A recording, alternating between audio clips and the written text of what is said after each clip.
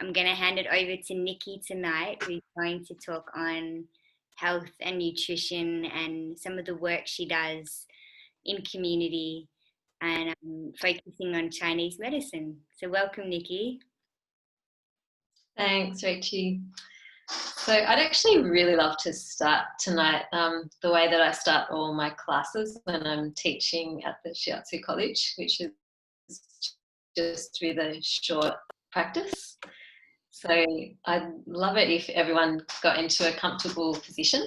So just wherever you're sitting, just make sure you're feeling really comfy. And generally the principle is that you feel comfortable but also awake and alert. So closing the eyes, we're just going to take 3 deep breaths deep down into the belly together. So inhaling and exhaling.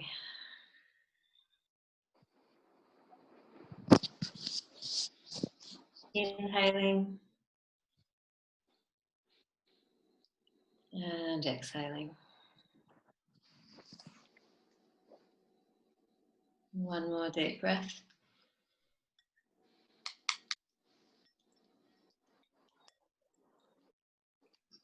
I'd just like you to bring both hands onto your lower stomach.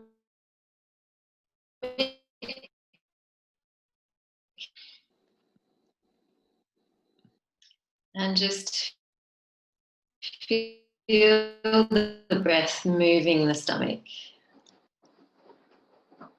And just notice what you feel. Notice how your body's feeling. So this is a bit of pressure. See if there's any areas of tension, coldness, heat. Just really observing.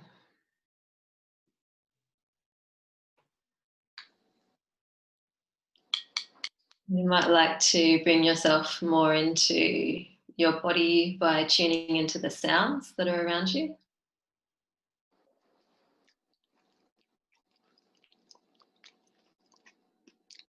And perhaps tuning into any sensations that might be on your skin.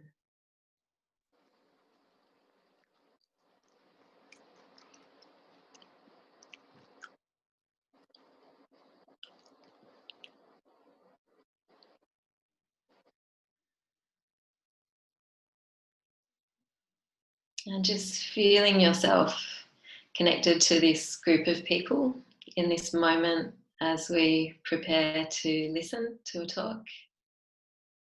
I really invite you all to just step warmly into this space with all of us tonight and enjoy being together. So opening the eyes. And what I always love to do too is guys rubbing the hands really vigorously together. This is something we do a lot at the Shiatsu College in practice. It helps bring the energy or chi into the hands and just rubbing them over your face.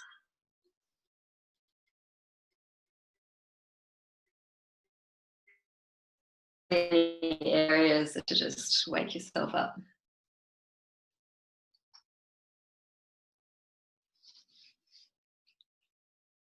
Okay, so welcome you all warmly into the space. And welcome also seeing Pete down the bottom and Elizabeth. Welcome. So I'd like to acknowledge that the lands on which I reside and where I'm speaking tonight are the traditional lands of the Wurundjeri people. I'd like to acknowledge their elders, past, present and emerging. And in thinking about elders and traditions, I came across this beautiful quote yesterday, which I'm just going to jump over to a PowerPoint presentation. So I'll be jumping a little bit between screens.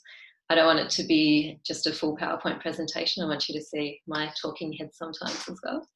But I've got lots of slides to show you too.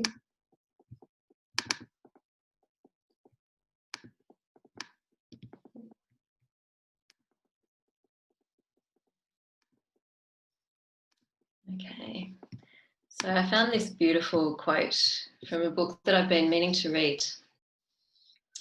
If the acceptance of foods can help Australians become more tolerant of new arrivals to this land, surely then it can do the same with the foods of those who were here long before we arrived. Food is more than nourishment. Food is culture. Food shapes culture. Food brings us together and forces us apart.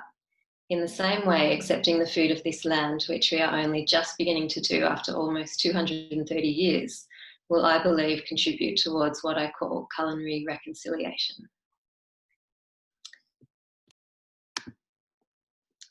So I wanted us to keep that in mind through the talk. It resonates beautifully with the theme of the talk, and with the way that I guess I practice food as culture and food as tradition as well. So in thinking about elders, I really wanted to acknowledge some of my elders and teachers. And a good place to start is with my family, of course. So my beautiful mum, you can see them there maybe, my mum and my dad.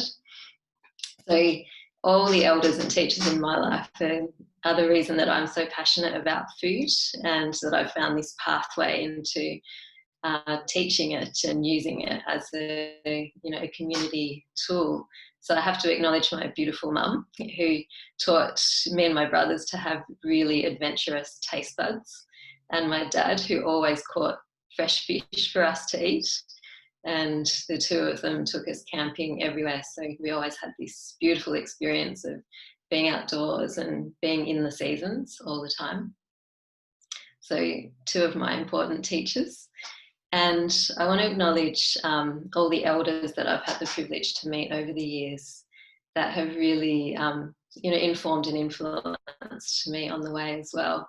And that's some of my beautiful housemates, elders that I've adopted as grandparents down here in Melbourne, and I've had the privilege of cooking with. Some of my teachers at the Shiatsu College.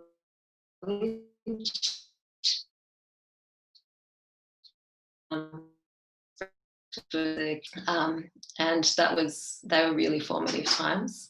And I'd say in particular, the garden was an amazing teacher there. I got to work through 5 seasons of working in the garden and running a kitchen garden program. So it was really during that time that I was really pushing myself to learn more about individual vegetables and ingredients. And we were experimenting all the time through that cooking program and through preserving vegetables as well. And I've just seen beautiful. Hi, Ames. Ames was one of my housemates too. Yeah, some of these beautiful teachers I've met along the way, and I would say that a really formative experience though has been my more recent work of the last 4 years, so working in community development. So I'm just going to show you a few more pictures here.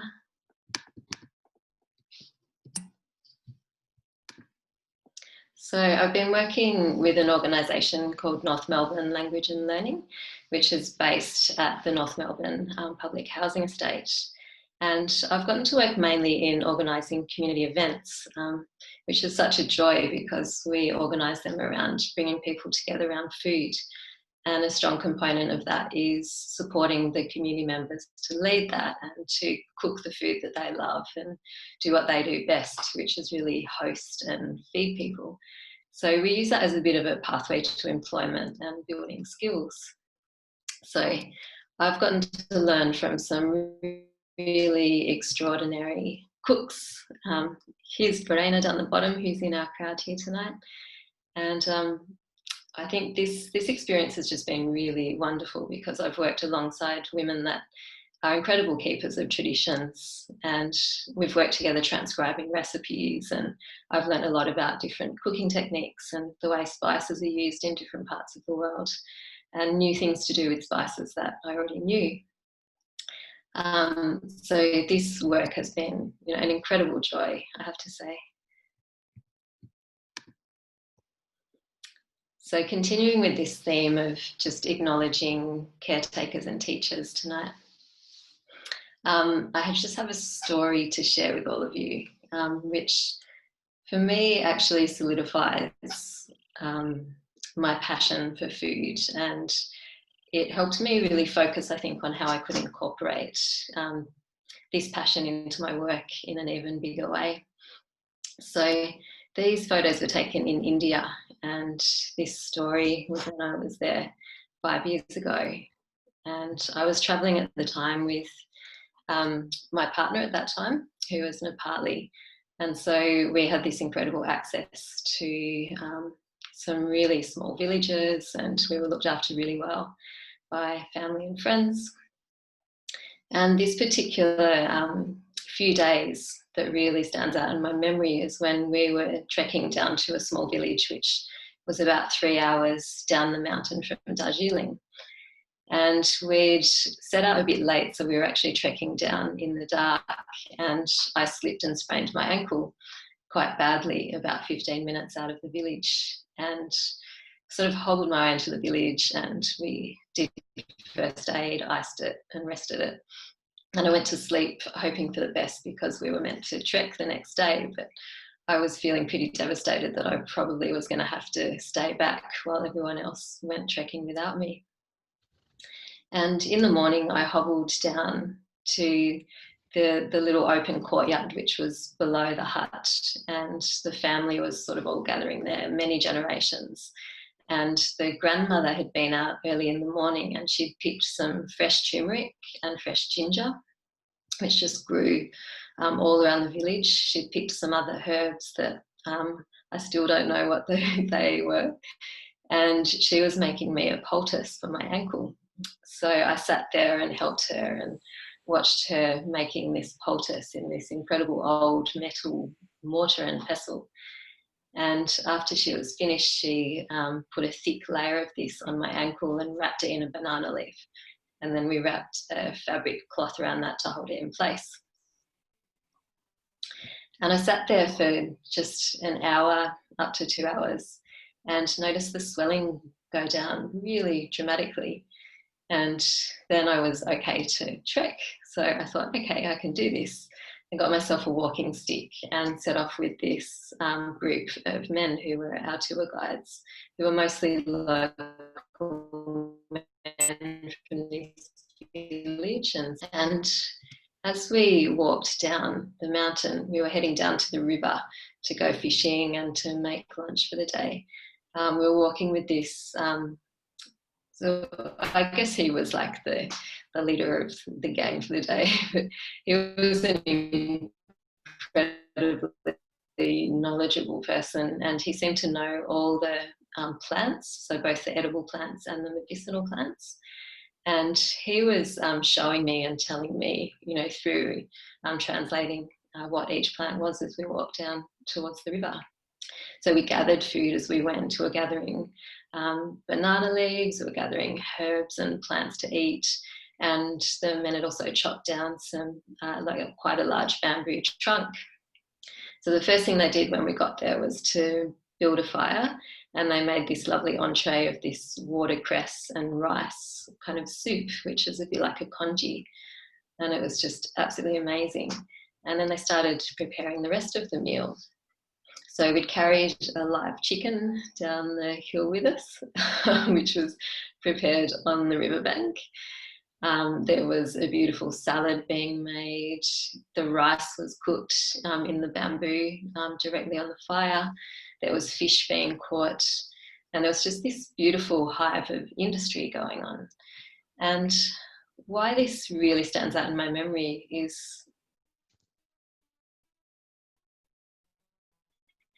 really because of the, I'd say the togetherness of everyone that was there was one thing. But it was also this incredible presence that everyone brought to their particular role in making the meal, and the fact that we had gathered this meal, entirely from our surroundings, both, back from the village where we'd gathered some spices there, all the herbs and plants as we'd walked down the hill, and then fish from the river. So, and then all our plates and everything were just the bamboo leaves. We ate with our hands, so everything was biodegradable. So we just created this feast from nature and shared that with the most incredible joy. And my body just sucked in that nourishment. It was just so beautiful to share that meal, knowing that everyone had played their part in creating it. So this is what I think of when I think of deep nourishment. And I've had many experiences like this because I'm fortunate to be surrounded by wonderful friends and cooks who love the sharing of cooking and food. But there's something particular about this experience of being in nature and actually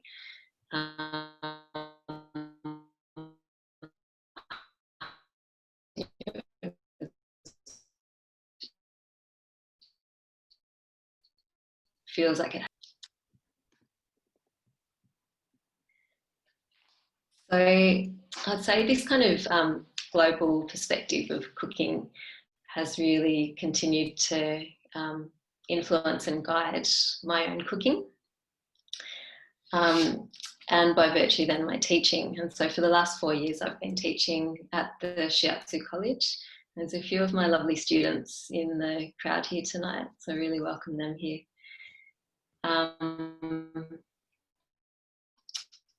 So I think this is a bit of a dream job in the sense that I get to share my passion for cooking, you know, through a Chinese medicine perspective, and it continues to teach me and guide my own practice, which I just love.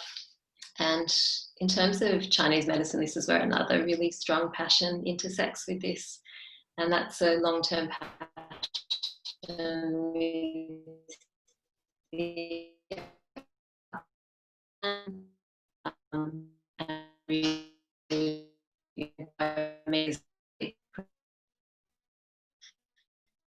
he has the word harmony. He's 18 now. It was a really beautiful journey to go on.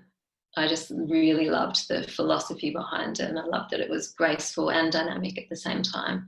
And this martial art really, you know, segued beautifully with my meditation practices, and also then with this growing interest in Chinese medicine and how we can use this approach to really look at our lives in quite a different way. So Aikido as a martial art it's really a young martial art in the history of things, but it does go back to ancient China and Taoism, which was responsible for the Shaolin martial arts. So Taoism, which it's really currently known as more of a spirituality or religion, but it was originally the study of nature.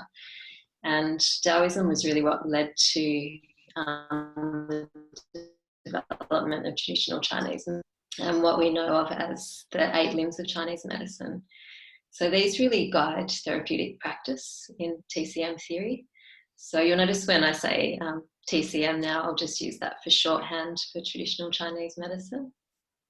So the first 3 limbs of TCM are really their meditation and movement, which refers to Tai Chi and Qigong, and then diet.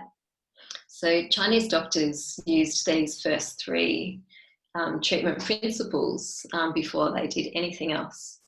So we see that there was a real emphasis in ancient China on preventative healthcare and also on empowering your clients through education and education into how you take care of yourself.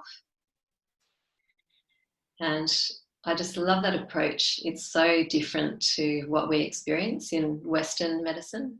I think we all acknowledge that when we go to a doctor now, unless you're going to see a Chinese doctor or a holistic therapist of some kind, we're not treated with the same sort of philosophical approach. I love that in ancient China, the doctors were only paid when their patients stayed well. So there's a story that, you know, if a client of a doctor died, there would be a red lantern hung outside their clinic to warn other people that they'd lost someone and to warn them off going to see that doctor. So there's quite a pressure on keeping your patients really healthy then. So I guess when we talk about diet as a practice, in TCM theory, we have to talk about the spleen. So my students know that we spend quite a lot of time talking about the spleen because that's our real center and it's the earth of the body in TCM theory. And we talk about it a lot in terms of treatment. So I'm just going to pop back here again.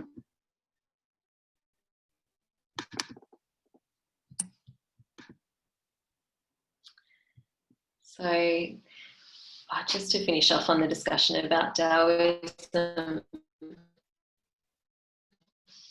I did want to share these principles that underlie all of TCM theory, which essentially mean that whereas we are studying nature, everything in nature is connected and in a continual state of change, and that to have good health, we do need to develop an understanding of nature and the seasonal cycles of life and act in accordance with this.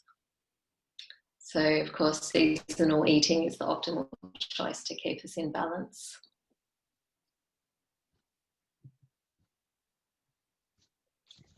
So here's our spleen nourishing practices.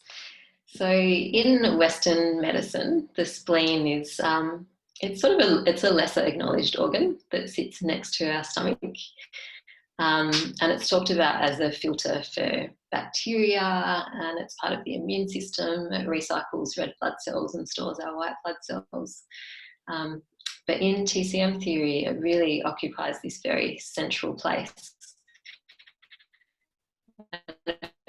Works in partnership to transform and food and therefore nutrition. So it's actually usually in production of chi or energy and blood. So we talk a lot about spleen nourishing practices, and I think this is something that Western nutrition has been really catching up with. So there has been definitely in the last 5 years a lot of emphasis on gut health, but also on how we're eating, like what's the actual mind state with which we eat and how does that impact on our digestion and our health overall. So I love keeping these principles in mind and always teach them to my students that these are simple but quite powerful things, and often we don't do this when we're eating. Particularly in the West. So these are the golden rules, as I call them, for eating well. And the first one's really eating with joy and a positive attitude. Until we think about how our relationship to food is often more important than what we actually eat. If we think about the spleen, we think about early development and how our relationship to food is formed when we're really young. And therefore, sometimes if we haven't received the nurturing that we really needed as a young child, we can form particular habits or addictions or patterns. And sometimes I think actually we all do eat emotionally. We all have different emotional responses to food. But I would say that we would all eat emotionally at some time or other. And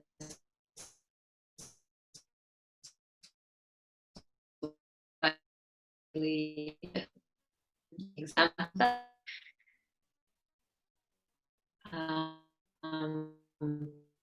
Or coffee, sort of sense of comfort or nourishment. So yeah, eating with a positive attitude and healing a relationship with food can be really important. So eating in a relaxed and present way. We chew really well. That's a golden rule, because to stop eating just before you are full. Don't flood the spleen with too much fluid. So just small amounts of warm tea or water with meals. And don't chill the spleen because it weakens the digestive process. So this is something that's really common in the West, we drink a lot of chilled drinks, and most often if you get a drink at a restaurant, it'll have ice in it. And I don't know about you, but I can feel how it just freezes up my body instantly. So eating your main meal early in the day is another great rule. Instead of skipping breakfast and then, maybe eating a bit more throughout the day and then having your biggest meal right before you go to bed. Choosing food with a strong life force, which means we want fresh, locally grown and organic food, because it's going to have a lot more good energy in it than something that has been shipped from overseas and refrigerated for over a week or two. And what I think is perhaps, my most golden rule is trusting your body.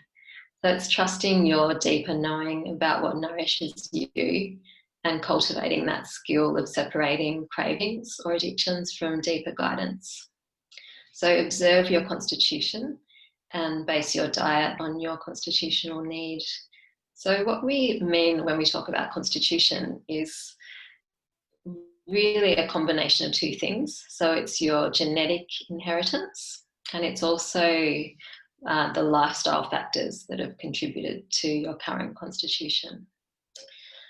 So what I'd love you to reflect on now, because we're going to move into a discussion about the thermal nature of foods and observing how foods impact on you in a warming or a cooling way. So what I'd like you to think about is at the most simple level, whether you're more of a cool or a warm person.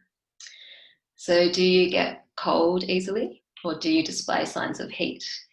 And often there's degrees of both, like it's not quite as simple as saying you're one or the other, but just as it's a very general observation for now, is just to think about whether you're more of a warm or a cool person, because that will actually guide some of your food choices.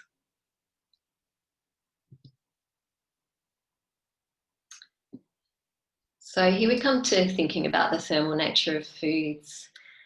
And to save this being too much of a formal class, I'll sort of brush over some of these, and I'll be sending this PowerPoint to Rachie, so she can actually send this out with the recording. So if you have an interest in this, you can go back and read through the notes at your leisure. So when we think about the thermal nature of foods in TCM, we're thinking about the effect on the body after digestion of a particular food. It's not the measure of how hot or cold it is to the taste. And this is simply stated, does this food warm us up or cool us down? So,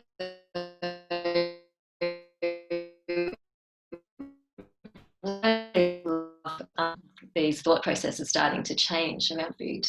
So it's a really different way of looking at ingredients that we might be used to using all the time, but might not have thought about in this particular way. So if you take, anything away from this talk tonight, I'd love you to start thinking about your food in this way, to start looking at the individual ingredients that you're using and how they actually can become medicine for your body. So think about the thermal nature of the combination of vegetables that you're using. And the way you can start to determine this is by using these 5 principles. So we're identifying thermal nature of foods through the growing time. And quite simply, plants take longer to grow, are more warming than quick growing plants. The moisture content of foods. So it's foods with a higher water content tend to be more cooling. And we know this in summer through eating watermelons and cucumbers. They're naturally really cooling to the body. The cooking style.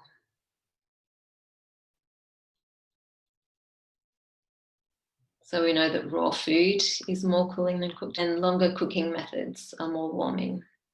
But then we see that cooking for a long time at a low heat is actually more warming than for a short time at high heat. If you've ever done slow cooked meat, in that and notice just how warm that is, and it feels like it keeps the body warm for quite a long time. In winter period, it doesn't warm you up in the same way. So also just simply the temperature of that food, and that's the temperature at which it's served. So food eaten straight out of the fridge, obviously that's going to be really cold in the body and on the digestive system. And then the colour of foods also gives you an indication of how warming or cooling that is. And this is just a beautiful, simple science that foods that are blue or green or purple are more cooling than those that are red, orange or yellow.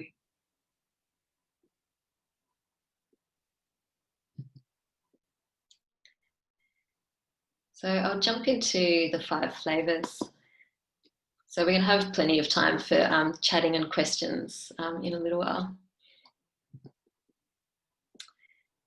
So the sour flavour. So once again, I'm just going to brush over these because you can refer back to these slides if you're really interested. This is getting down to more of a geeky level with the flavours. But just as a really brief summary, I want you to see what the 5 flavours are and also how you can use them in Chinese medicine. So probably the most simple effect of the sour flavour is that it stimulates contraction and absorption.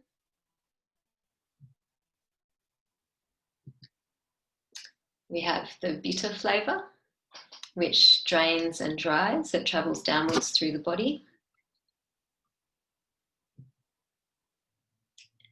Okay, we have the sweet flavour, which is the foundation of our diets. So when we talk about the sweet flavour in Chinese medicine, we're talking about the natural sweetness of fruits and vegetables, grains, meats, dairy. We're really not talking about refined sugars. And Chinese medicine does break up the sweet flavour into 2 categories of full sweet. So full sweet refers to those natural sweet foods, and empty sweet is fruits and sweeteners. So we really do want to emphasise the use of sweet foods as the foundation of our diet.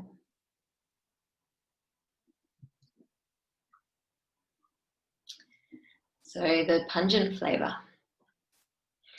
So the pungent flavour is really great at promoting circulation of energy and blood, disperses stagnation. The pungent flavour, you'd think that it would just be warming on the body, but there's actually some cooling pungents. Some are warming and some are really hot, such as chilies. So all our spices that we use, they all fit within the pungent category, as do the onion family and quite a lot of brassicas.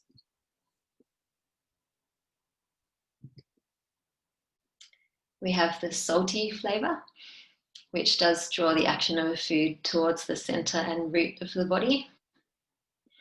And the salty flavour is really just seaweeds, which are naturally salty, miso, tamari, and of course salt.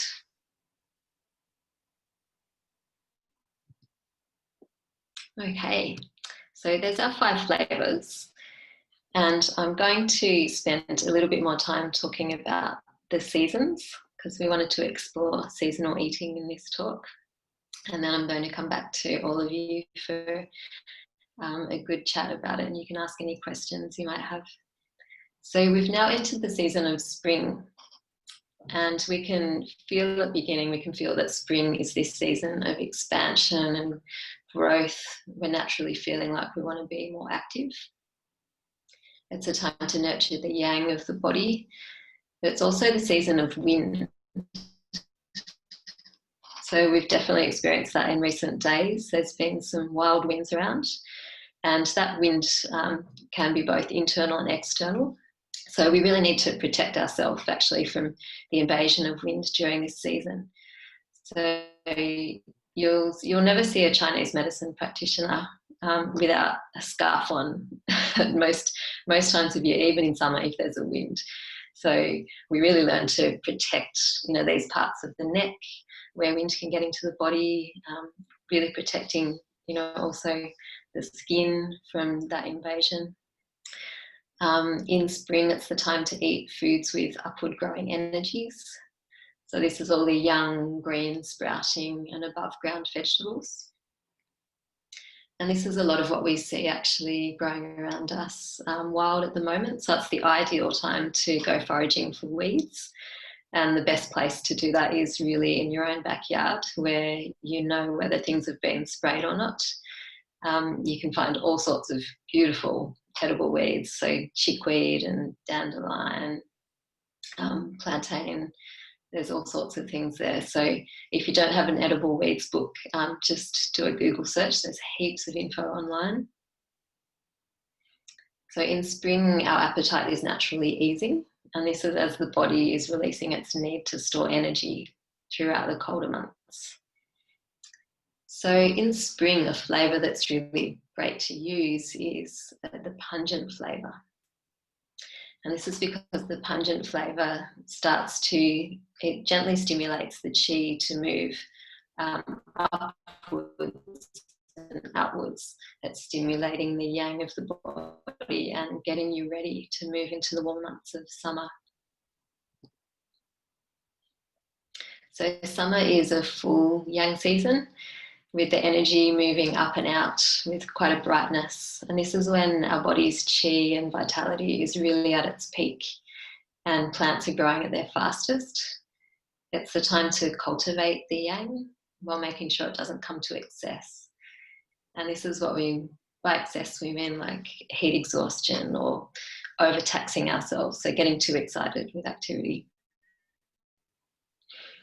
We need to give priority in summer to the heart, mind and spirit, so that we can nourish ourselves through being joyful. And this is when we can really bring to fruition what we've been cultivating in the spring. So good flavours for summer are pungent, which might be a bit of a surprise, but if we think about traditional cultures, we can see all around the world that they use pungent spices to induce the body to sweat. So if you're in quite a hot climate, it can feel contradictory to eat spicy foods, but it can actually help to attune the body to that heat of summer by allowing the surface of the body to feel that heat, and it can open the pores and help you to sweat and regulate a little more easily. There's also the bitter flavour that can be used if cooling is needed. And we saw on the slide that the bitter flavour is really, so we're looking at chicory is one of the bitter greens that we can eat.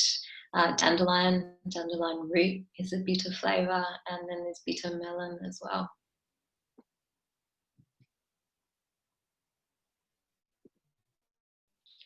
So moving into autumn. Autumn is the harvest season. And so internally harvesting or gathering energy for colder months ahead is what our bodies do.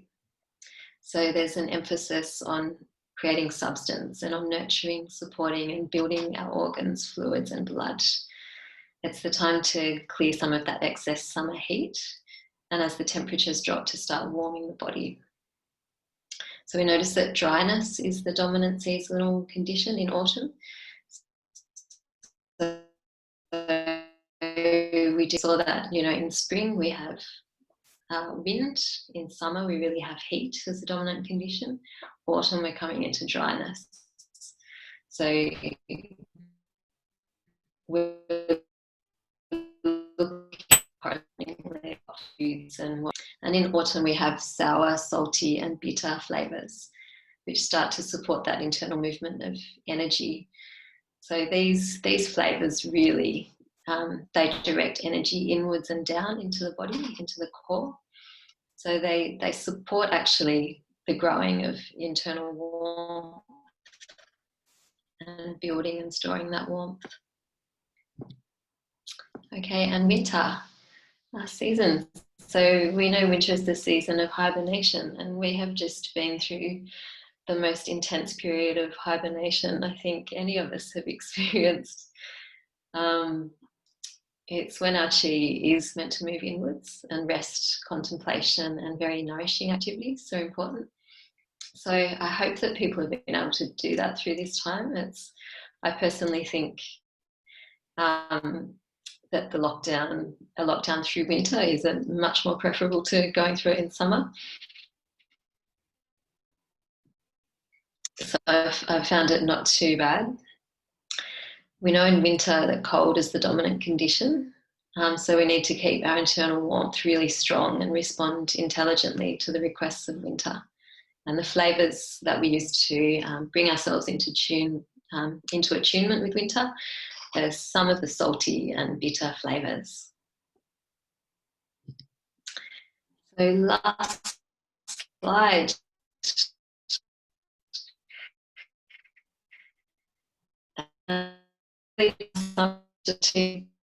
With joy. This is just a little snapshot of some of the food that I make. The one photo on the right is from a wedding that I catered for last year. And yeah, I think this really, the colours and everything reflects the way that I love to cook, which is really in quite a creative way. I used to do a lot of artwork, and I find that all my creativity really goes into, food and creating food that looks quite beautiful. And food that looks really beautiful does also help to stimulate the appetite, so it's an important part of cooking.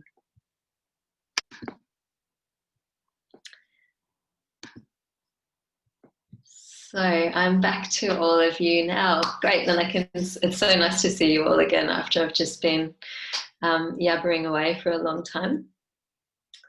So I'd love to open up for conversation now and any questions that people might have. I'm aware I moved through those slides a little quickly.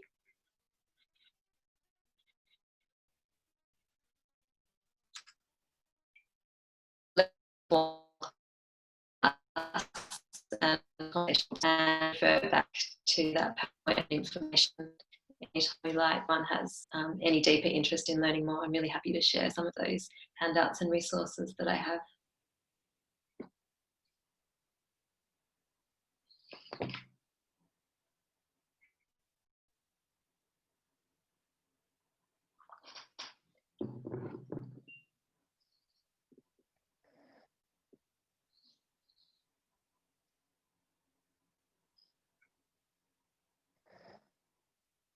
I'll ask a question, Nikki. What's your opinion on dairy foods? Because I know there's quite varied opinions on whether dairy is good for us or not, and I know in certain cultures it's not a really common food.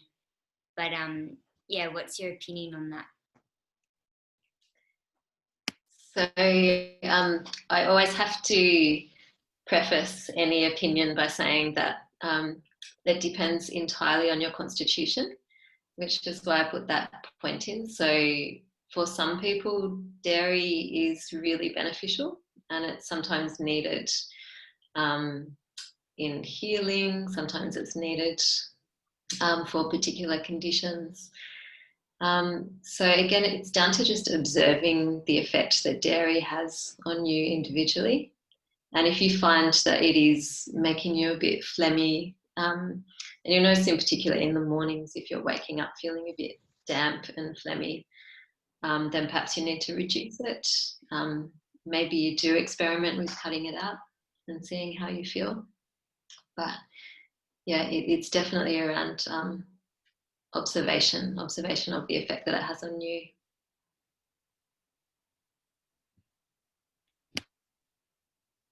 Thank you. Great. No worries.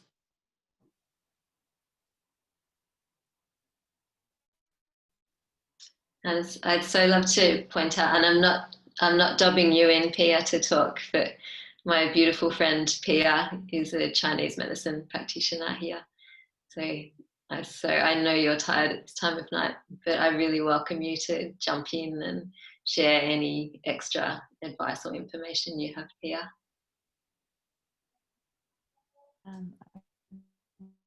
Just unmuted. Can you hear me okay? Yeah.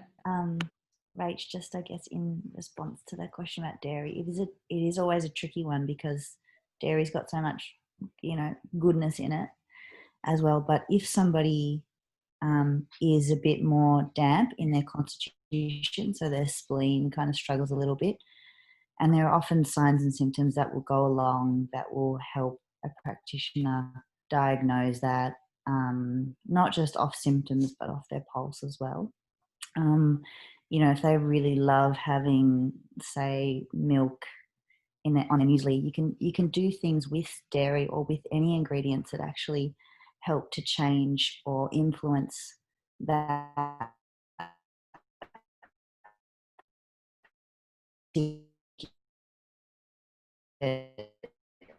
more so for example, you'll see a lot in like Indian culture, you know, they'll have like warm milk, and then they'll have, you know, cardamom and ginger and cinnamon and turmeric, and they'll put those things into the milk and then boil it up to actually make the milk easier to digest, because it is, you know, damp in a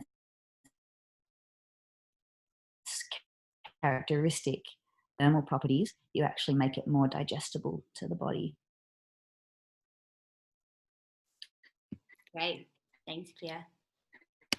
And it's like, you know, quantity. Yeah, so sometimes people just have too much of the things they really like. So, you know, kind of that's where the observing how something is for you, how something, you know, lands for you. Because some people have amazing digestion and they could just eat all the raw, cold food in the world and they're totally fine. Doesn't affect their bowels, doesn't affect their energy levels.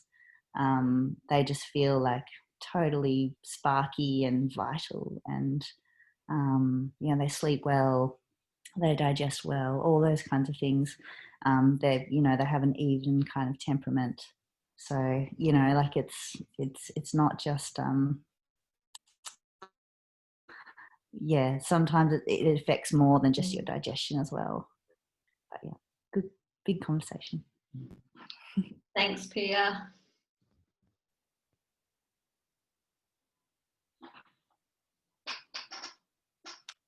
I'd love to, Leanne, I can see you down there. Leanne, could you, hi. Leanne is a friend and an absolutely brilliant cook. I'm wondering if you've got anything to share about how Vietnamese culture views dairy or uses dairy, because it's not very commonly used, is it? We don't have dairy. We don't have dairy at all until the French. No dairy until the French. Like, so we don't have any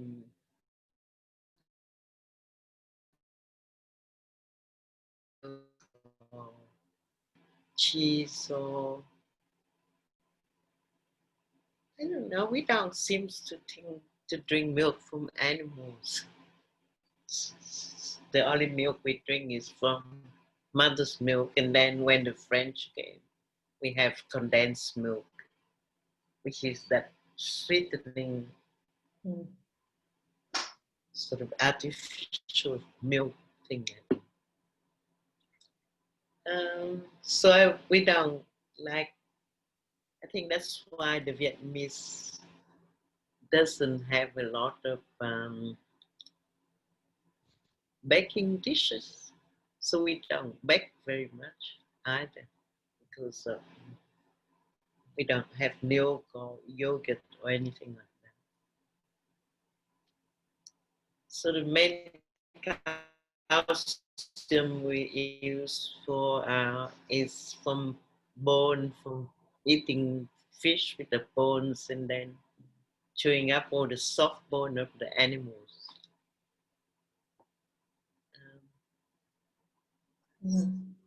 So there's a lot of Vietnamese children allergic to milk when they introduce to drinking milk.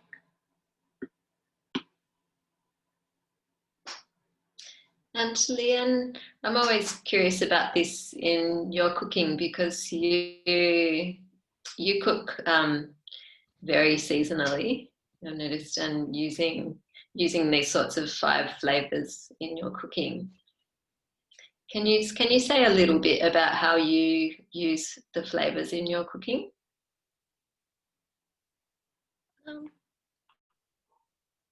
Basically, we sort of base our cooking on that principle of the 5 yin and yang and the 5 principles and different season to associate with all these 2 principles of yin and yang, and then the wood, the air, the fire, and all the different elements, the 5 elements and the 2 and the yin and yang principle are mainly used in our eating, because we associate with the growing season of the food as well. So that's all tied together. And also depends on because Vietnam is a long country and the season is quite different from north to south.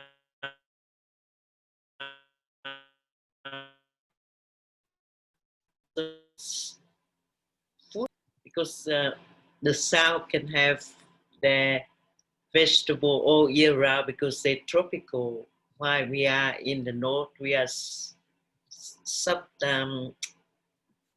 like semi-temperate, so we have 4 seasons, and during the winter we don't have a lot of fresh vegetables, so we use a lot of salted vegetable or pickle for winter. But in the south, on the country, they have fresh vegetable all year round. So that's so changed the regional eating, cooking habit as well. And also depends on what is available in the north and the south, because of the season changed a lot. But now, because of the easy of transportation, so the whole country enjoy every kind of vegetable all year round, because the south can supply the food to the north during the season, during the cold season, that we can grow a lot of vegetable.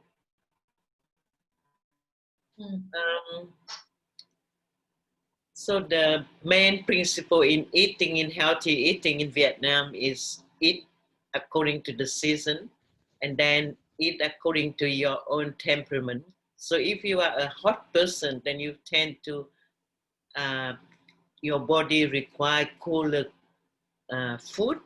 And if your temperament is hot, then your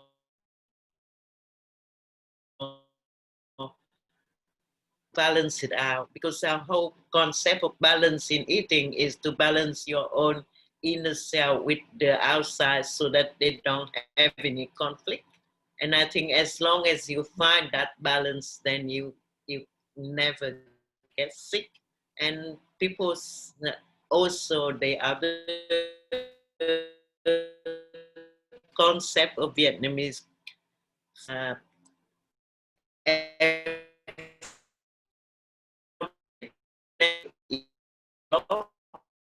the meat always balance it out. The meat in the north especially, we are poorer than the south.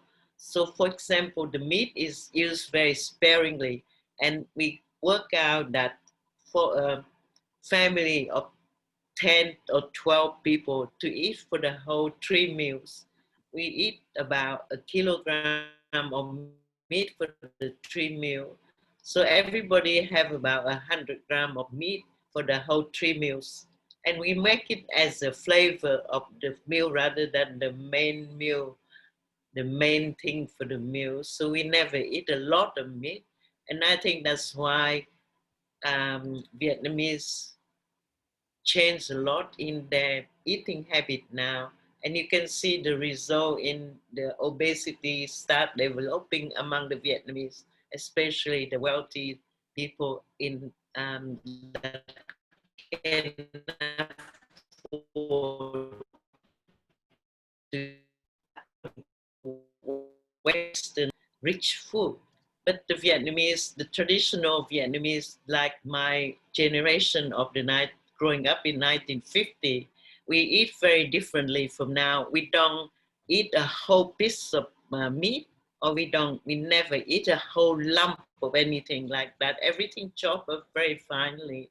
and then mix up so that there is a balance in protein and carbohydrate and vegetable and all the vitamin and most of the vitamin and um, uh, what do you call the vitamin and the other mineral that required for the body is from the herb that we use. So the herb we use is, we don't use them randomly, but according to the traditional use of herb, we divide the herb into different category of temperament. So the herb can be hot, the herb can be neutral, or it can be cooling. So depend on what kind of meat that you cook. If you cook the hot temperament meat, then you use the herb to cool it down. So it has that balance between the cold and the hot. So you don't have an extreme thing in your body. So your body have to fight against it. So when you eat beef, for example, because beef is considered as a very hot temperament. So we always use cool them down with coriander or not rather than Vietnamese mint or any hot herbs, so that the beef can be cooled down by the coriander rather than using with the hot Vietnamese meat, which is considered very hot herbs and it's very um, detrimental for the libido of the man, for example. So you don't feed the man a lot of Vietnamese meat because they lost their libido. And there's this joke about the Vietnamese army during the war. They feed the soldier a lot of Vietnamese hot meat so that they cool them down. They don't go and rape all the women around when they go to their village. So that's why when you see the people here using the herb, it's sort of like quite surprising to me when I first came here. But because I was brought up as older Vietnamese and I am more traditional in my cooking than most of the new chef now, because when I even now when I go back to Vietnam, I couldn't understand some of the food that they cook there either. So that's sort of like the traditional yin and yang and the five elements is more practiced among some of the alternative people here, much more than the Asian people now, because now they all follow the Western food because they believe that why the children are much bigger because they drink milk and they eat cheese, and but I don't think they are as strong in their constitution as the old kind of strength. It's a different kind of strength. It's not very show off like in volume, but it's very solid inside because they're different kind of nutritional go into your body that build you up in a different way. So it's more solid than the sort of big size now compared to the Vietnamese, the old Vietnamese.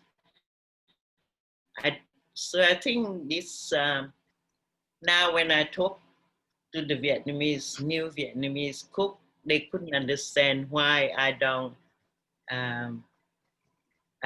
sort of cook the same as them, because I was brought up in a totally different way, and the way that sort of more very, very balanced. We used to say that we eat for the flavor of it, not to fill it up, not to fill our stomach, but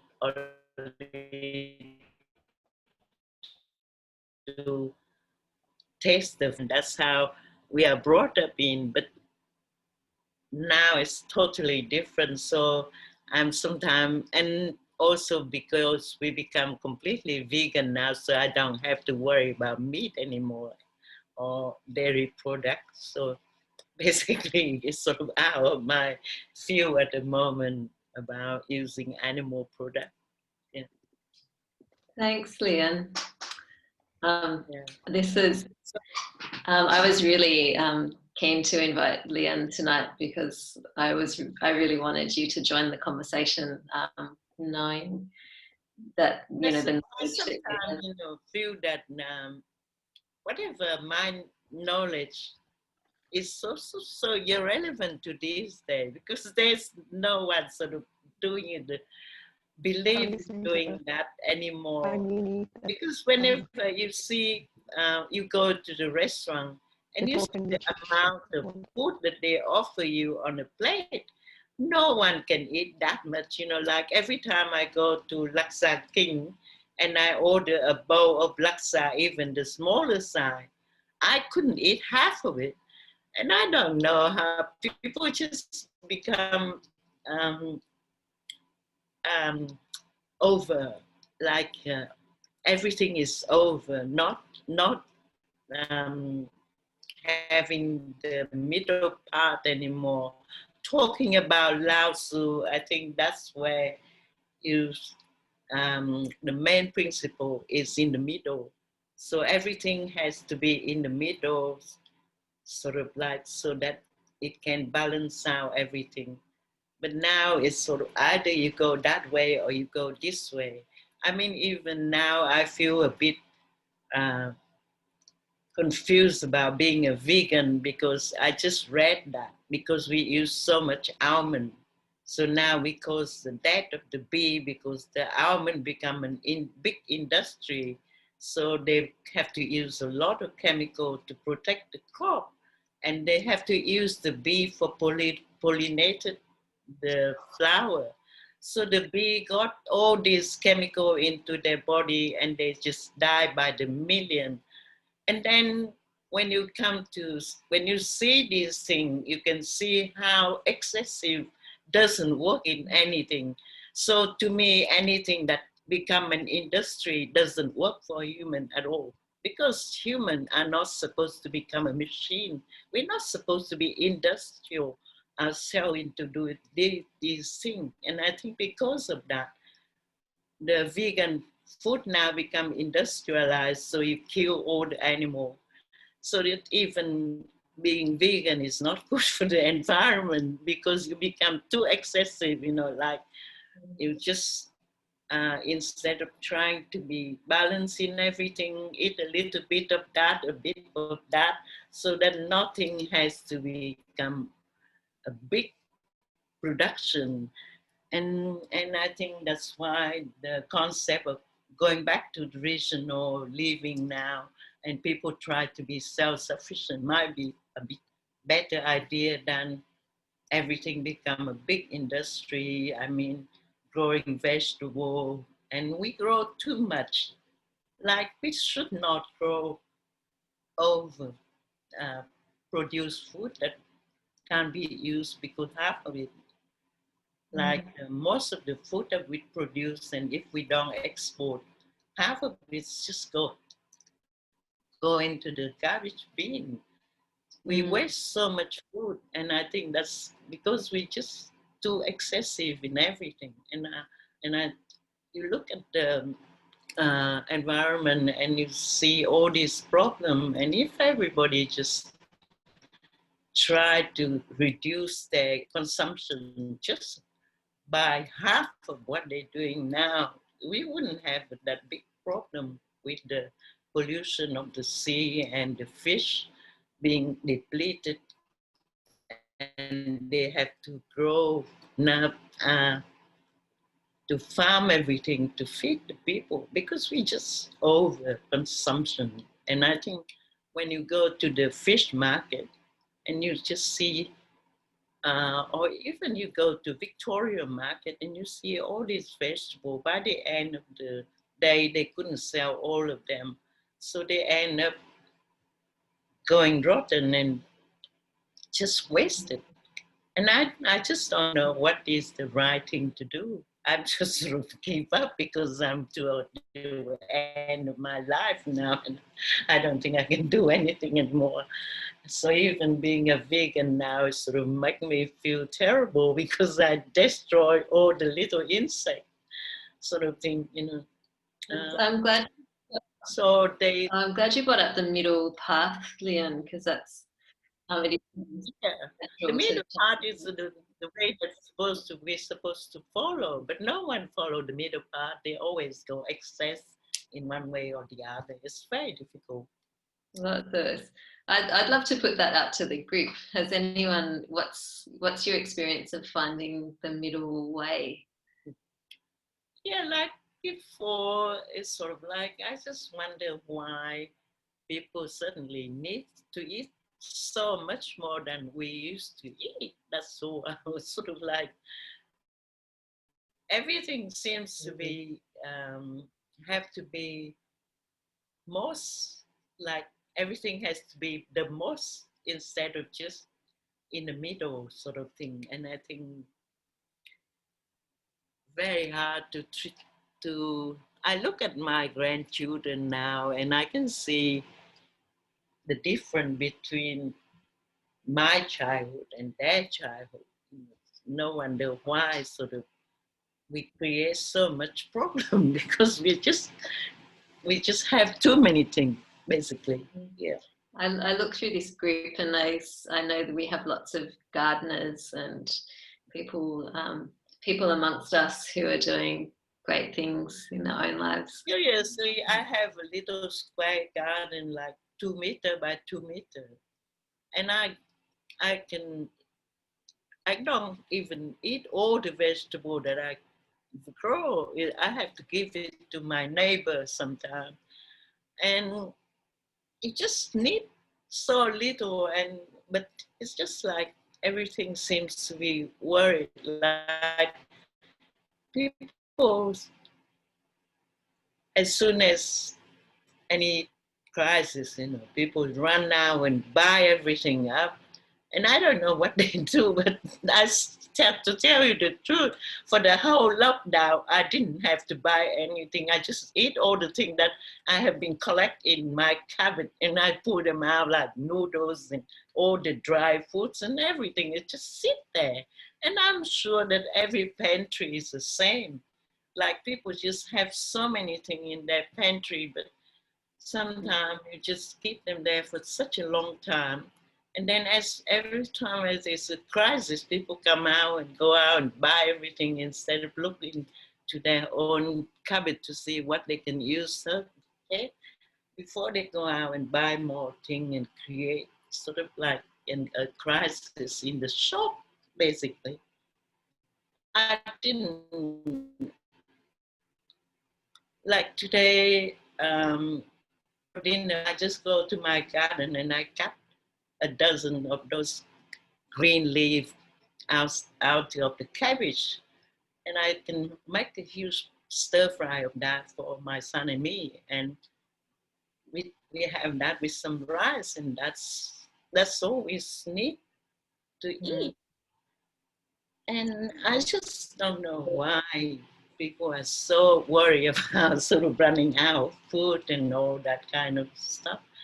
Just the whole concept of eating changed completely from my time. So I'm just quite lost about. Maybe what I'd love you to hear, Leanne, is so many people here in this group are amazing gardeners. Yeah. And I wonder, Rach, would you be happy to share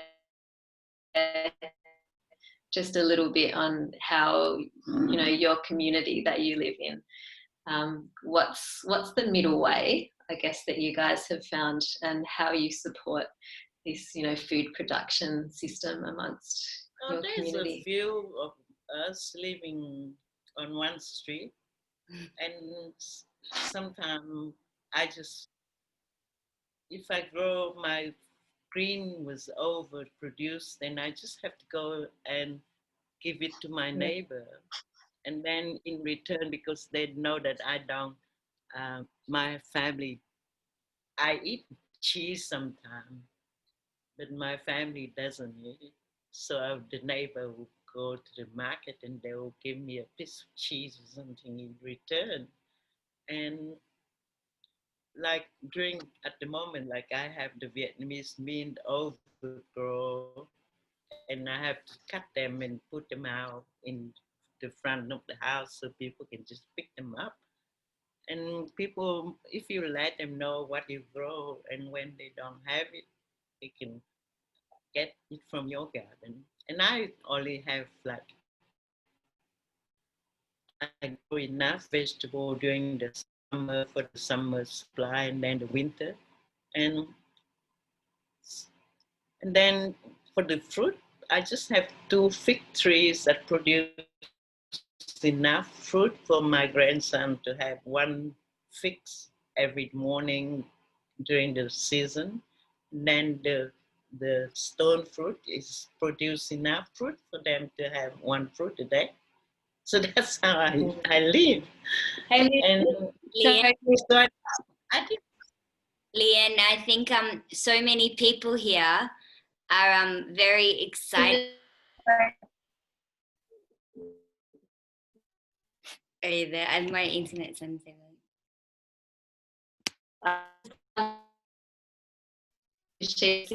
Community of food. So I wanted to. Which one is that? Rachel, but she's just frozen for the moment. Oh, Yeah. here she is. Am I back? Yeah. You're back. Yeah, you're back.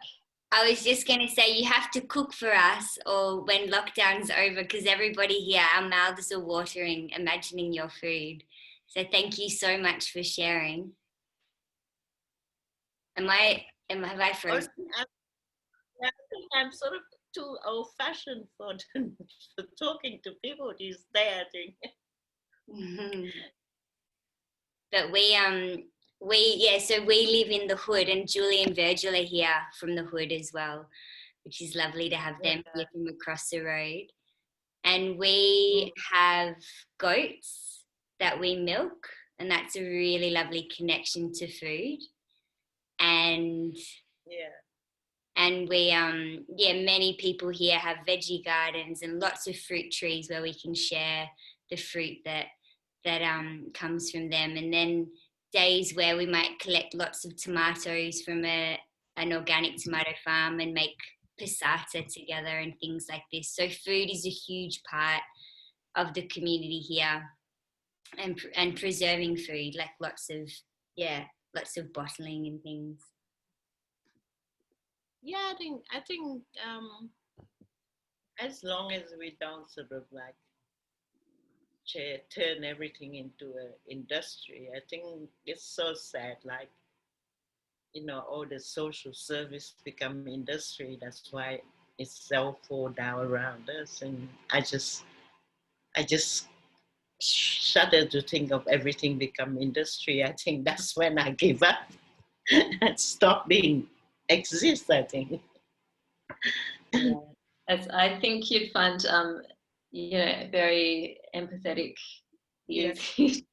We're all very today I was depressed all day because of the bee and the almond, because my son just brought home some almond meal the other day to try it out instead of the soy meal that we used to use. And then I just read about this because I think America produce 80% of all the almond of the world.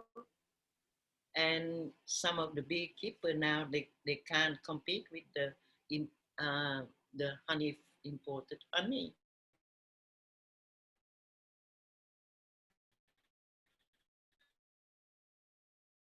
Ran their bee, and the beekeepers said that half of their bees just die after they come back from hiring them out to the almond farm, and then they find out now why, because they got all poisoned by the chemical that they spray on the farm on the almond. So it's really quite sad.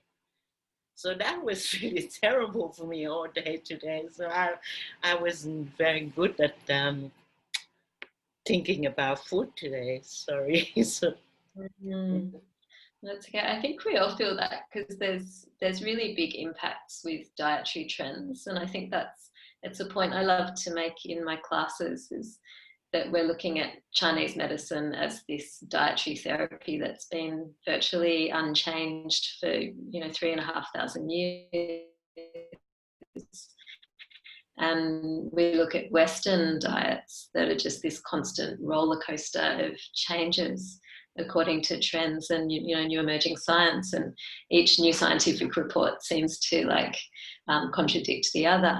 But what we see is the impacts of this in our industrialized food production system, and it is really unfortunate because we do see dietary trends pushing this movement and pushing the environmental destruction, whereas if we had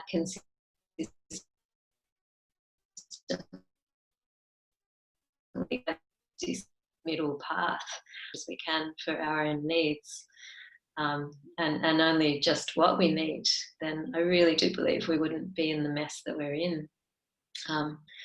It's a very big conversation, that one. I think it's huge, thinking about the environmental impacts of the way that we eat. And that's what I always hope, that through just making small changes in our diets and coming into a deeper contact with what our needs actually are and not over consuming, we automatically cut down our consumption, and we start to live with a more sensitive touch and more sensitivity to what we need. And I think that's when we start to come into better health as well. So when we're more connected to our local and natural environment around us, that's when we do come into contact with our own health in a much more robust kind of way. Did anyone? So, sorry, Leanne, I just wanted to jump in because I know it's nearly 9:30. So I just wanted to check if anyone had questions before we go. Yeah, there's a couple of hands. Anastasia got in there first, so jump in. I had a few questions. Okay. Earlier when we talked about dairy and how if you warm it and you add spices that it's going to be more digestible. I'm curious if that's like the warming and adding like the spices, if that's for all food groups.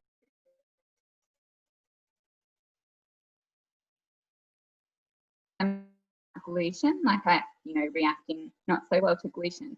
And I know bread, for example, it's quite dry, which is good for the spleen, I think. So yeah, I'm just wondering about ways to make gluten more digestible for my housemates. Okay, so I can start by saying that it's probably advice that applies more to dairy, because dairy has a naturally more cooling nature. So adding those warming spices does help it to be more digestible in that way. Gluten's always a hot topic, and if I can draw on the reference to traditional cultures, I guess they've always fermented their grains. So that is automatically a way to make gluten more digestible, is to start making sourdough bread. So you can use various wheat grains, and if you're actually making your own sourdough culture, then that's going to transform the digestibility of it. So you could see how housemates go with that. And otherwise, I just think there's so many great gluten-free grains and gluten-free flours that you can also suggest just playing around with different grains or seeds, really. If you're thinking about quinoa and buckwheat and also millet, you've got some really great options. So yeah, I'm not sure. Pia, did you have anything to add to a gluten conversation? Hi, Anastasia.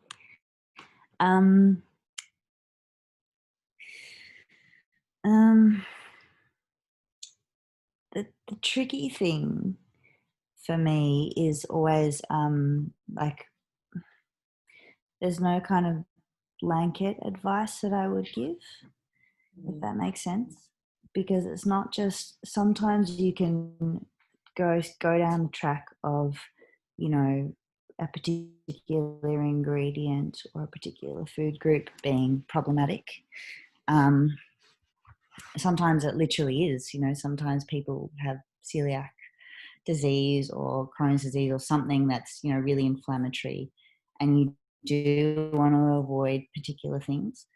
I guess from a practitioner perspective, a lot of times when I treat people in clinic,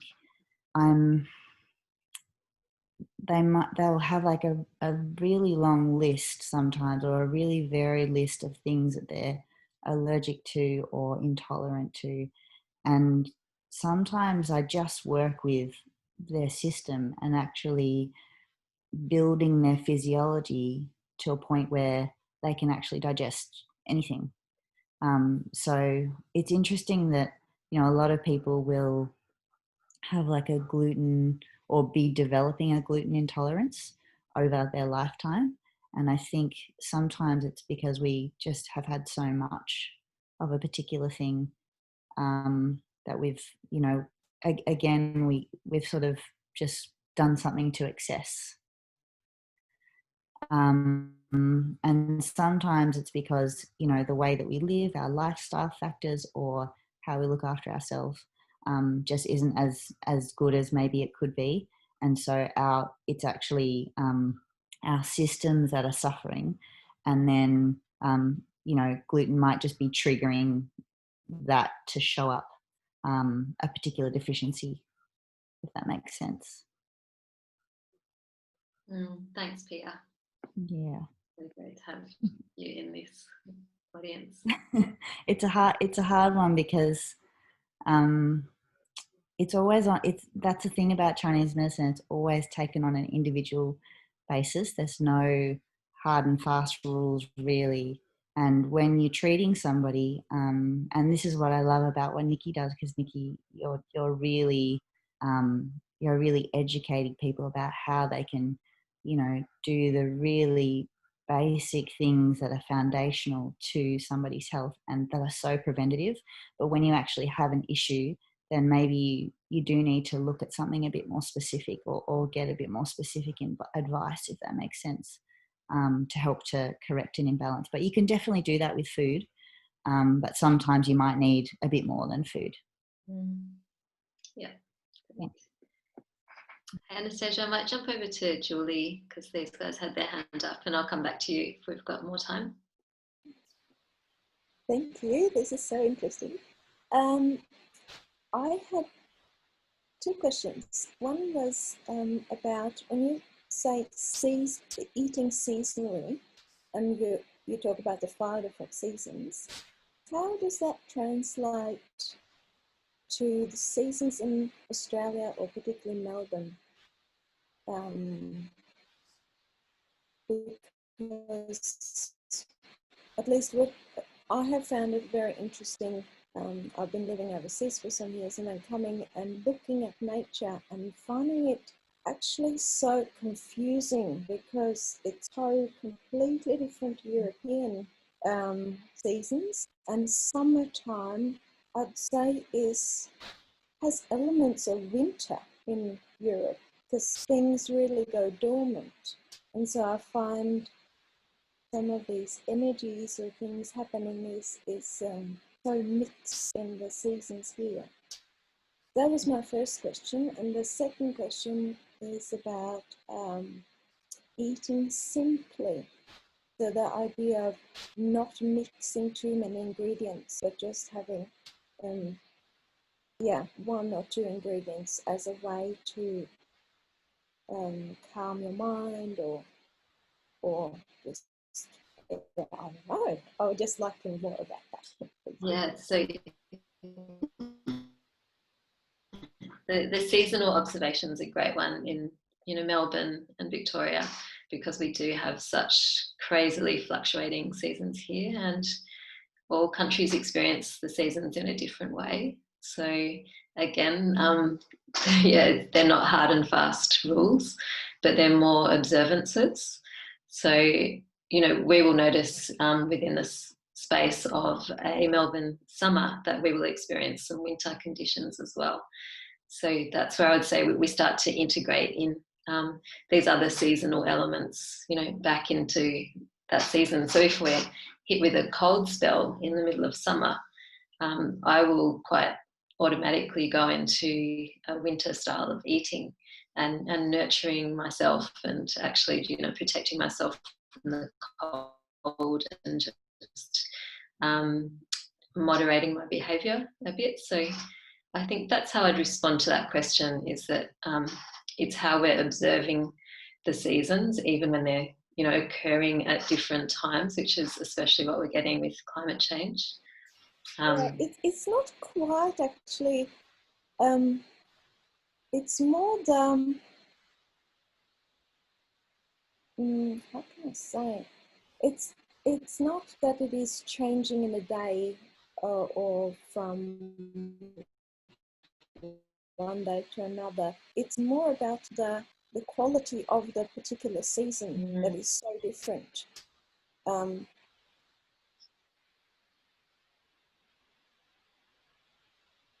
Yeah, and you're saying the summer has some elements of winter. You actually need to creep inside and stay cool. It might be more that, you know, you get the idea that when it is summertime, you have the more yang, the outgoing energy, but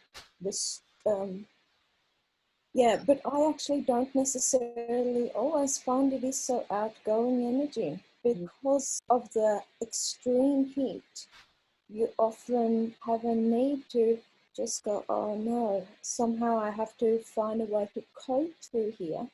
And yeah, I find it very interesting, because I'm trying to, I've used some of these traditional Chinese medicine as a way to guide the yoga practice that I teach, and often then basing it on the different seasons. But I then find, at least in behavior, how I want to use it, it becomes really hard, because I find these conflicting elements in the same season. So of course, I can pick some and say, oh, I'll use a little bit here, but I feel it becomes much more that I have to base it on each day maybe, and see what's happening. But also, winter is also, everything flourishes in Melbourne. Yes, everything's alive in winter. Yeah, that's right. We'll also notice how everything is sprouting and growing so much in wintertime. It's not a dormant. I find it interesting to observe nature, and I feel there that, from what I know from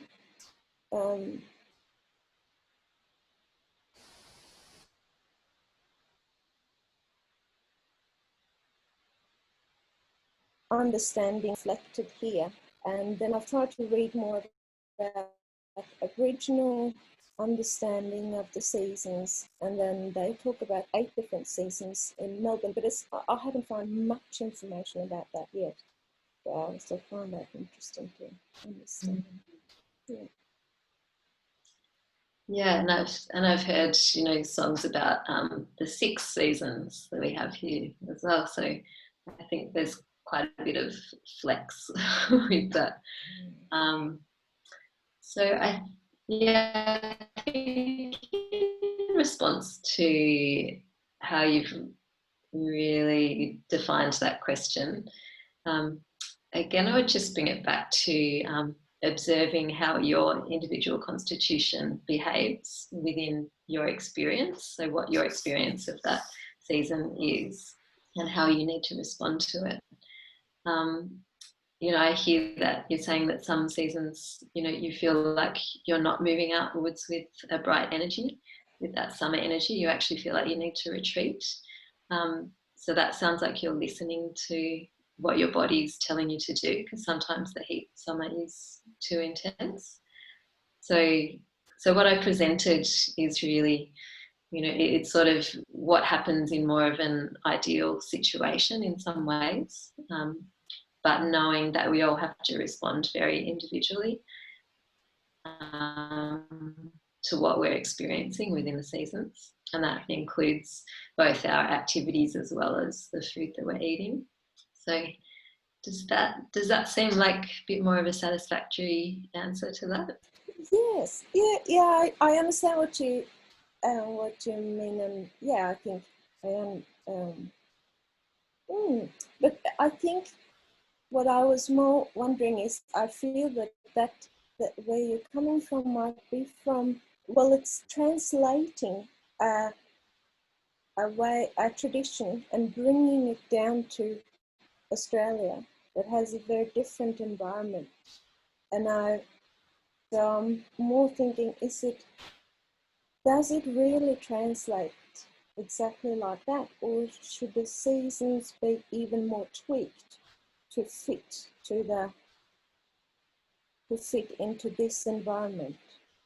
Would it be useful to look at TMC and say, this is great, but how are elements that we can take from here that actually need to be slightly modified to fully fit in this environment? I think that's where sorry, not so clear question, is it?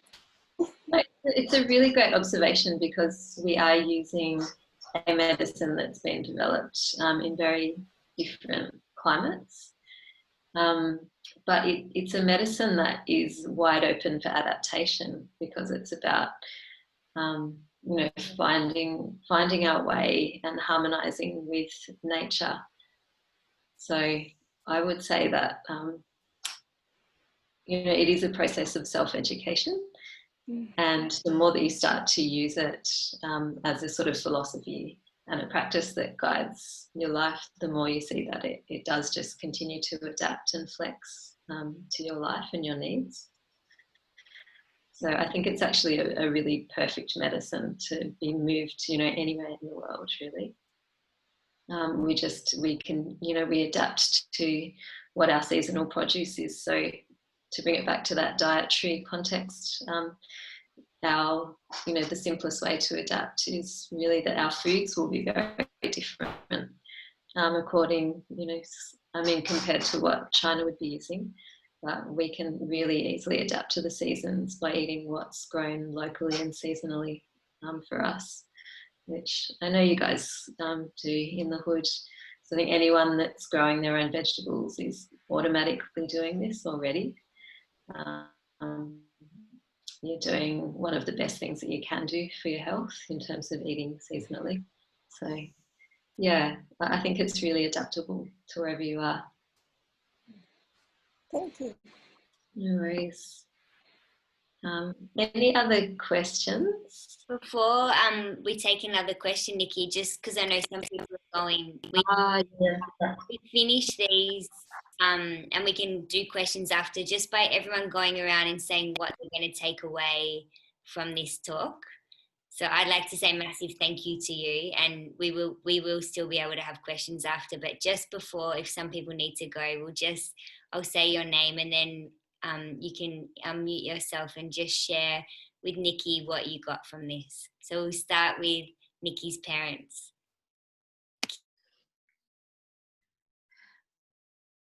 Oh, it was great. It was very interesting. We are overindulgers.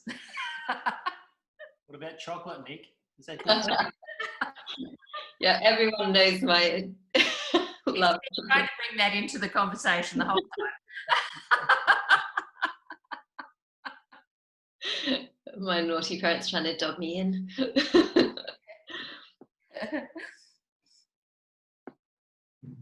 Thank you.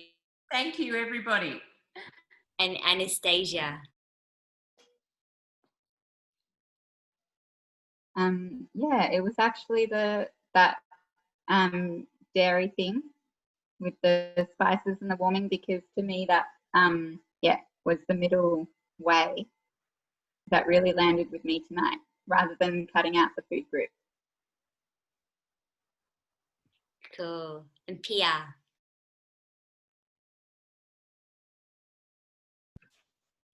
Thanks, Nikki. So beautifully presented. Was such a gorgeous teacher. thank you for all those reminders. It was really great to just like go back through it again as well. I guess I'm sort of really used to working, you know, with a patient one-on-one, and so I don't necessarily, you know, kind of it's all in there, but it only comes out when I've got the need to talk about something, I guess. What I would say as well to Nikki's parents regarding chocolate is I always say to my patients, everything in moderation, including moderation, which is I think an Oscar Wilde quote, but yeah, definitely, you know, it's really good to have a balance of these elements in our lives and to eat really well. And then sometimes it's really great to like bust out the chocolate cake and just put some cream on, really enjoy yourself. And, you know, that's just also really nourishing. So, yeah, I think food really does not just nourish our bodies, but our souls as well. And there's a whole other conversation there. But yeah, thank you so much, Nikki. You're just beautiful and beautiful. Thanks, everybody. Thanks, Pia. Thank you. And Raku and Claire.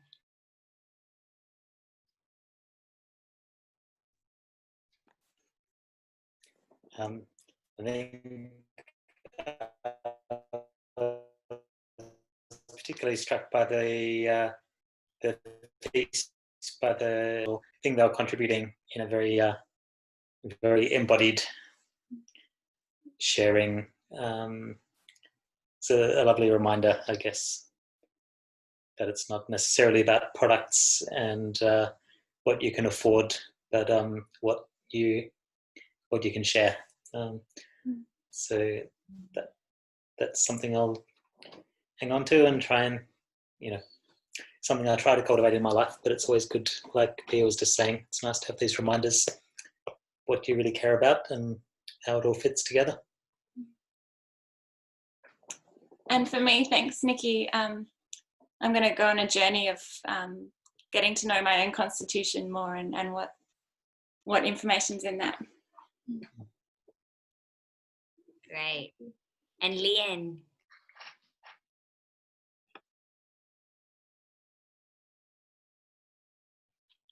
Oh, you just need to unmute yourself, Leanne.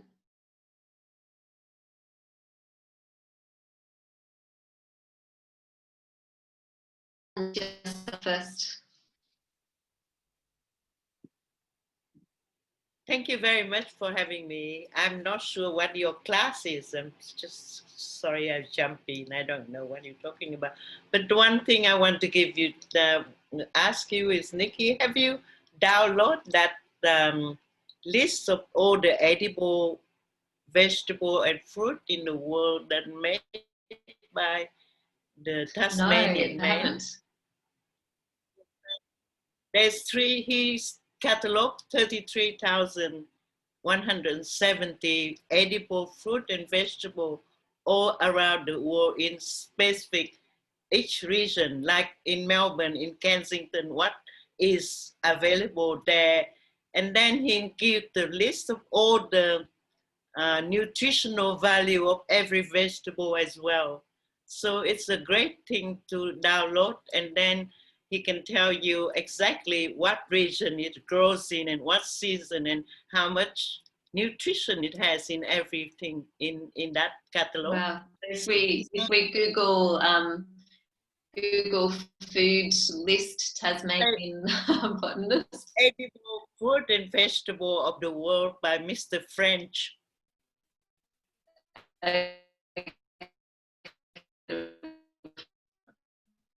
Thanks for sharing that, Leanne. For your region or your locality, basically. So he's very specific about local.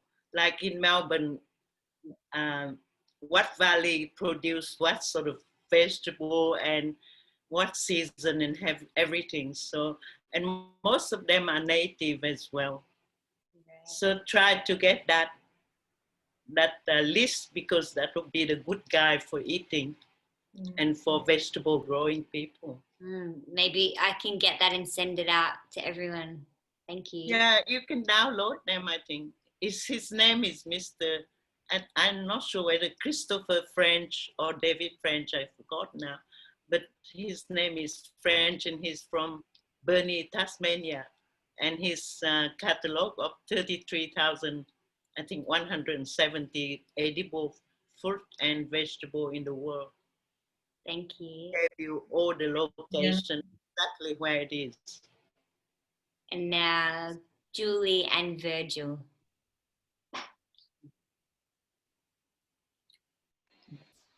I also very much loved seeing those images in the beginning of the fresh food served in beautiful, biodegradable, green, fresh leaves. That was very tantalizing and inspiring. We don't quite have the same circumstances to produce food here, but it certainly makes me wonder. So thanks. And I also found it very inspiring with that idea of going for a walk and harvesting along the way. That was great. I've been, during the lockdown now, I've been more and more curious about all the herbs. I want to grow my own tea in the garden. I want to know much more about different plants and edible plants. And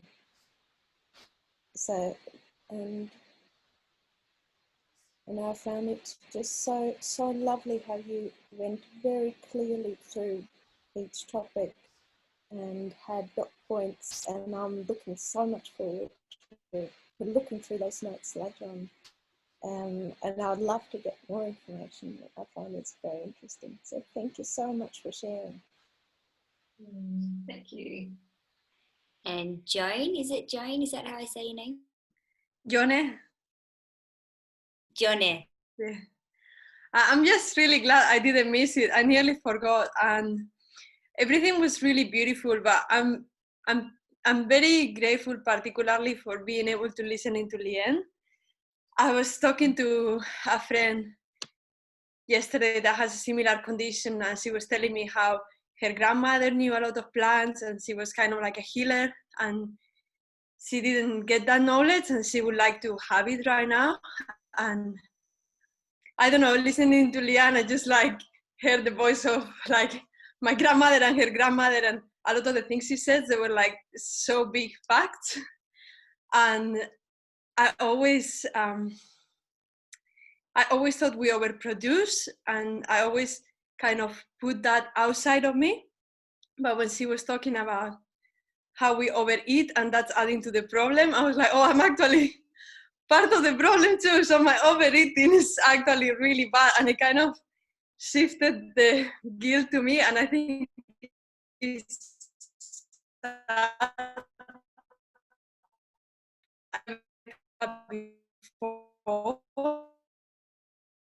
and it was very interesting. I'm always told not to eat those things that are really connected to me and my childhood, and I really struggle to take them out.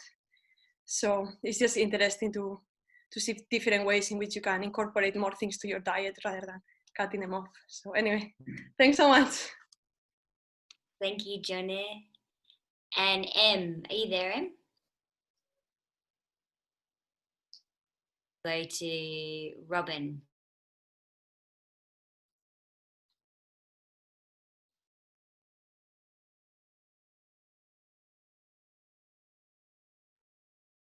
You can just hold the space bar if you want to unmute yourself. Is that right now? Yeah. Oh, I couldn't see what I was doing. Thank you, everyone. That was really wonderful. I think I'm sort of relating to the overeating part of it as well, the indulgent. But I think it's on an emotional level. So yeah, thank you, everyone. Very good with what I'm eating. So yeah, just it was lovely to listen to you all. Thanks. Thanks, Rob. And Makoto. Yeah, I would like to live more like a hunter and gatherer, but there was somebody today came and dropped off lots of dumpstered food, and there are lots of sweet corns. Hong Kong, so it's not really good food actually grown by chemical, and I have so much food in my garden. I eat dumpster food, so and also Nikki, I didn't know much about Spleen Nourishing, so that was interesting. Yeah, and I like to learn a bit more about it. And Lien, I really liked your talk, so I really would like to hear more from you. Maybe Rachel can organize another session with you. And thank you so much. Thank you. And there's someone there. Is that Tash?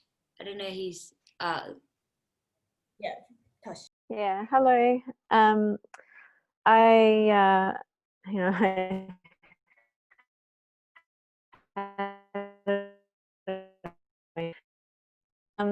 Foods. I have heard about warming and cooling foods quite a bit, but to hear more about that tonight was really good and a bit more detail than I had known about before.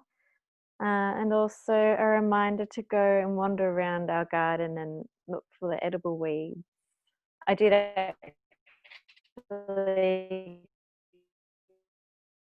get nettles. So yeah, thank you. And Pete, are you there, Pete?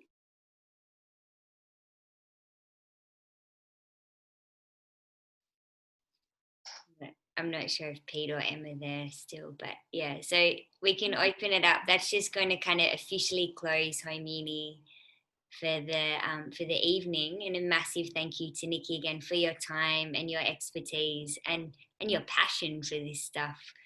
It's, yeah, I feel like it's benefited us all in different ways tonight, Nikki.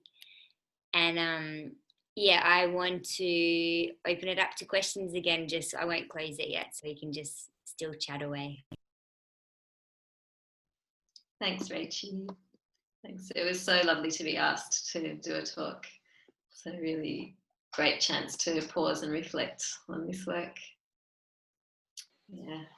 We joined a little bit late, but may I ask what sort of classes you're running? Yeah, so sorry, I didn't actually introduce that part of it properly. So I've been a shiatsu practitioner for 10 years. And so I teach a subject in dietary therapeutics at the Shiatsu College, but it's part of a subject called the Emergent Practitioner. So it's like a 10 class subject that's based around developing your self-care practices as a practitioner and learning all about it's the foundational stuff in dietary therapy. So it's a first year subject.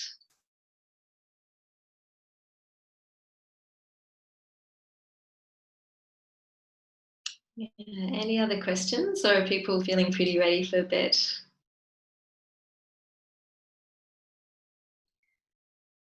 Yeah, Janet. More than a question, it's just like a reflection or a comment. I think one of the things I got more, because I'm one of her students, and I think one of the things I got more from your classes, Nikki, was what I said earlier of like learning to substitute things and like experiment with new things. And I think I've been told the last year to cut off gluten and dairy and sugar and this and that. And I think I mentioned this to you before. It created a lot of stress on my life. And I realized I ended up substituting for like fried chips and other things that were very inflammatory as well. And I feel like a lot of people, they make gluten the devil of the diet and they don't look at anything else. And I wanted to ask if, to you and to Pia, if you have seen that a lot, where people really focus on just gluten. Yeah, definitely. And we've even seen like, I think I mentioned in class that there's a whole new term in psychology called orthorexia, which is the obsession with eating correctly. So wanting to eat everything that's right. And nutritionally right. And so there's an over obsession with everything that you're eating. When, you know, the point that Pia made, and this is something that I usually, you know, really love to emphasize, is that it's about our relationship with food, and often repairing that relationship or coming back to that foundation of healing the spleen, or healing what might be a deficiency, can support the digestive system to be able to cope with those foods that you might have reached a point in your life where your system isn't coping that well with particular foods. But you can find by just probably stripping back to a really simple diet. And we talked about a spleen nourishing diet being based around those naturally sweet foods. So coming back to a really simple foundation of grains and vegetables and well-cooked foods as well, and just keeping it really simple and reducing the amount of really spicy foods and additives. So we're trying to come back to something that's going to be really easy to digest for the system, but also very strengthening and very building as well.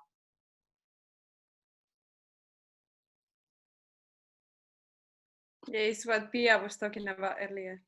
Similar. Yeah. And also I wanted to say that I think it's amazing what Leanne was talking about, or how she grew up eating with this concept of cooling and warming, and how people will eat depending on their like constitutional, like if they were cold or warm. And it's just, I don't know, I just find it that it's so sad that we're losing this knowledge in all cultures, because I feel like back home we lost so much of that as well. And yeah. Well, you're learning how to pass on this knowledge now, Janet. This will be part of your work in the future. I really hope so. I think I still have a lot to learn, and I think I also find it really scary to kind of tell people things, and I don't know sometimes how far you should go at recommending people to do things, because I think you also say it a lot of times, it's a part of attuning yourself to your body, and yeah, I think I have a lot to learn about how to communicate with people and how to learn where to meet them. I think that's going to be a journey on itself. Yeah, it is, definitely. And never underestimate the power of very small changes. That's always a golden bit of advice, is keeping those changes small and achievable. Okay, so how's everyone going? Shall we say good night, or is there any burning questions before we go? I think we'll say good night. But yeah. One last observation, Nikki. I think that chicken in your feast by the river had the best last day.